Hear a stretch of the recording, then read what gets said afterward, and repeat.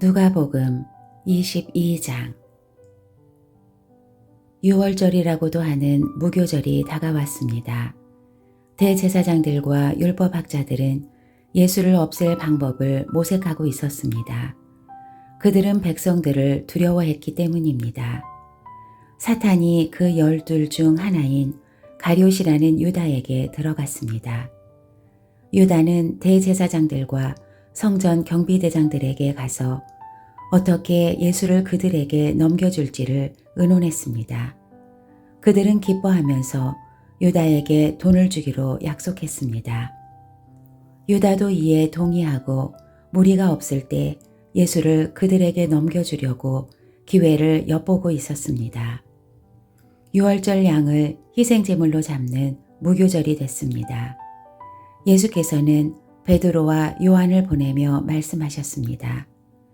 가서 우리가 유월절 음식을 함께 먹을 수 있도록 준비하라. 그들이 물었습니다. 저희가 어디에서 준비하면 좋겠습니까? 예수께서 대답하셨습니다.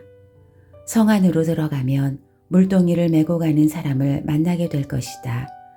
그가 들어가는 집으로 따라 들어가 그 집주인에게 선생님께서 내 제자들과 함께 유월절 음식을 먹을 방이 어디냐고 물으셨습니다. 라고 말하라. 그러면 그가 잘 정돈된 큰 다락방을 보여줄 것이다. 그곳에서 준비하라. 그들이 가서 보니 예수께서 말씀하신 그대로였습니다. 그래서 그들은 유월절 음식을 준비했습니다. 시간이 되자 예수께서는 사도들과 함께 상에 기대어 앉으셨습니다. 그러고는 그들에게 말씀하셨습니다. 내가 고난받기 전에 너희와 함께 유월절 음식 먹기를 간절히 원했다. 내가 너희에게 말한다. 유월절이 하나님 나라에서 온전히 이루어질 때까지 내가 다시는 그것을 먹지 않을 것이다. 그리고 예수께서는 잔을 들고 감사기도를 드린 후 말씀하셨습니다. 이 잔을 받아 너희가 서로 나눠 마시라. 하나님 나라가 올 때까지 내가 포도 열매에서 난 것을 마시지 않을 것이다. 그리고 예수께서 빵을 들고 감사기도를 드린 후 떼어 제자들에게 주면서 말씀하셨습니다. 이것은 내가 너희를 위해 주는 내 몸이다.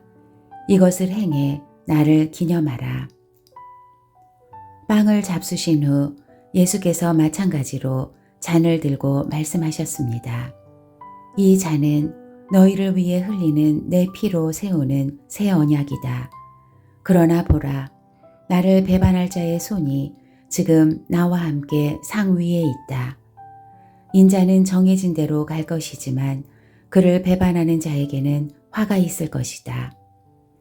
그들은 자기들 중 누가 이런 일을 하겠는가 하고 서로 묻기 시작했습니다. 제자들 사이에서 누구를 가장 높은 사람으로 볼 것인지를 놓고 다툼이 벌어졌습니다. 예수께서 그들에게 말씀하셨습니다. 이방 사람의 왕들은 자기 백성들을 다스리며 권세 부리는 자들은 자칭 백성들의 은인이라고 한다. 그러나 너희가 그래서는 안 된다. 오히려 너희 중 가장 큰 사람은 가장 어린 사람과 같이 돼야 하고 다스리는 사람은 섬기는 사람과 같이 돼야 한다. 누가 더 높은 사람이냐? 밥상 앞에 앉아 있는 사람이냐? 그를 시중드는 사람이냐? 밥상 앞에 앉아 있는 사람이 더 높지 않으냐? 그러나 나는 섬기는 사람으로 너희 가운데 있다. 너희는 내가 시련을 겪는 동안 나와 함께한 사람들이다. 그러니 내 아버지께서 내게 나라를 맡겨주신 것처럼 나도 너희에게 나라를 맡긴다. 너희는 내 나라 안에 들어와 내 밥상에 앉아 먹고 마시며 보좌에 앉아 이스라엘의 12지파를 심판하게 될 것이다. 시몬아, 시몬아, 보아라. 사탄이 너희를 밀처럼 체질하겠다고 요구했다. 그러나 나는 내가 믿음을 잃지 않도록 너를 위해 기도했다. 내가 돌이키고 나면 내 형제들을 굳세게 하여라. 베드로가 대답했습니다. 주여, 저는 주와 함께라면 감옥이든 죽음이든 각오가 돼 있습니다. 그러나 예수께서 대답하셨습니다. 베드로야, 내가 내게 말한다. 오늘 달 기울기 전에 내가 3번 나를 모른다고 할 것이다. 그리고 예수께서 제자들에게 말씀하셨습니다. 지갑이나 가방이나 신발도 없이 내가 너희를 보냈을 때 너희에게 부족한 것이 있었느냐? 그들이 대답했습니다. 전혀 없었습니다. 예수께서 그들에게 말씀하셨습니다. 그러나 지금은 지갑이 있으면 그것을 지니고 가방도 챙겨라. 그리고 만약 칼이 없으면 옷을 팔아서라도 하나를 사라.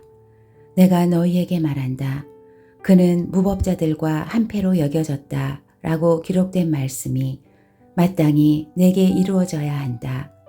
과연 나에 대해 기록된 말씀이 이제 이루어지고 있다. 제자들이 말했습니다. 주여 보십시오. 여기 칼 2자루가 있습니다. 예수께서 대답하셨습니다. 그것으로 충분하다. 예수께서 예루살렘 밖으로 나가 여느 때처럼 올리브산으로 가시자 제자들도 따라갔습니다. 그곳에 도착하자 예수께서 그들에게 말씀하셨습니다. 너희가 시험에 빠지지 않도록 기도하라. 예수께서는 제자들로부터 떨어져 돌 던지면 닿을 만한 곳으로 가서 무릎을 꿇고 기도하셨습니다. 아버지여, 만일 아버지의 뜻이면 내게서 이 잔을 거두어 주십시오. 그러나 내 뜻대로 하지 마시고 아버지의 뜻대로 되게 하십시오. 그때 하늘로부터 천사가 나타나 예수께 힘을 북돋아 드렸습니다. 예수께서는 고뇌 속에서 더욱 간절하게 기도하셨습니다. 그러자 땀이 핏방울같이 돼 땅 위에 떨어졌습니다. 예수께서 기도를 마치고 일어나 제자들에게 가보시니 그들은 슬픔에 지쳐 잠들어 있었습니다.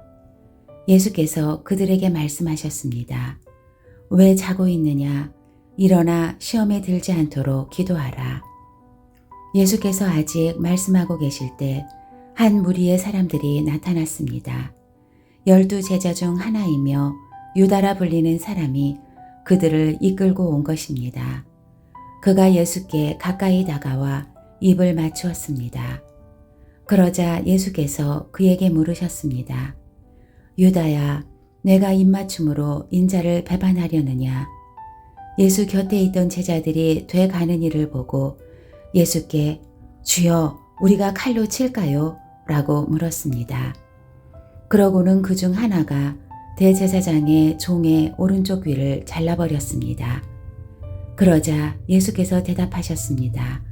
그만둬라. 그리고 그 종의 귀를 만져 고쳐주셨습니다. 그리고 예수께서 자신을 체포하러 온 대제사장들과 성전 경비대장들과 장로들에게 말씀하셨습니다. 너희가 강도를 잡듯이 칼과 몽둥이를 들고 나왔느냐? 내가 날마다 성전에서 너희와 함께 있었으나 너희는 내게 손도 대지 않았다. 그러나 지금은 너희 때요, 어둠이 기세를 부릴 때다. 그들은 예수를 잡아 끌고 대제사장의 집으로 데려갔습니다. 그러나 베드로는 멀찌감치 떨어져 뒤따라갔습니다. 사람들이 마당 가운데 불을 지피고 함께 앉아 있는데 베드로도 그들 곁에 앉았습니다. 베드로가 불을 쬐고 앉아 있는 것을 본 한 하녀가 그를 빤히 노려보면서 말했습니다. 이 사람도 예수와 함께 있었습니다. 그러나 베드로는 부인하며 말했습니다. 여자여, 나는 그를 모르오. 조금 있으려니까 다른 어떤 사람이 베드로를 보고 말했습니다.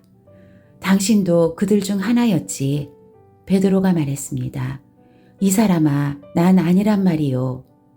1시간쯤 지나 또 다른 사람이 이 사람이 갈릴리 사람인 것을 보니 그와 함께 있었던 게 틀림없다 라며 장담했습니다. 그러나 베드로가 말했습니다. 이 사람아, 나는 당신이 대체 무슨 말을 하는지 모르겠소. 바로 그때 베드로의 말이 채 끝나기도 전에 닭이 울었습니다.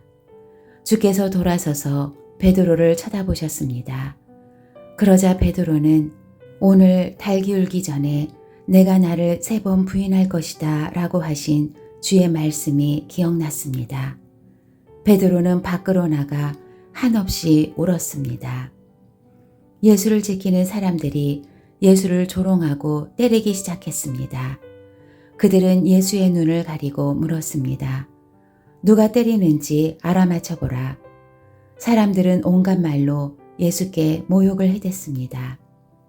날이 밝자 백성들의 장로들, 곧 대제사장들과 율법학자들이 공회를 소집했고 예수께서 그들 앞에 끌려가셨습니다.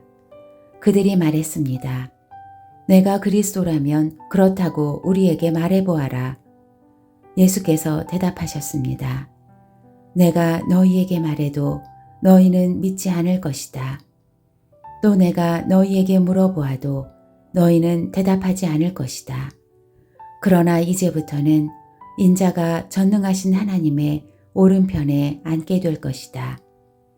그러자 그들이 모두 물었습니다. 그러면 내가 하나님의 아들이란 말이냐? 예수께서 대답하셨습니다. 내가 그라고 너희가 말하고 있다. 그러자 그들이 말했습니다. 더 이상 무슨 증언이 필요하겠소? 우리가 직접 이 사람의 입에서 나오는 말을 들었으니 말이요.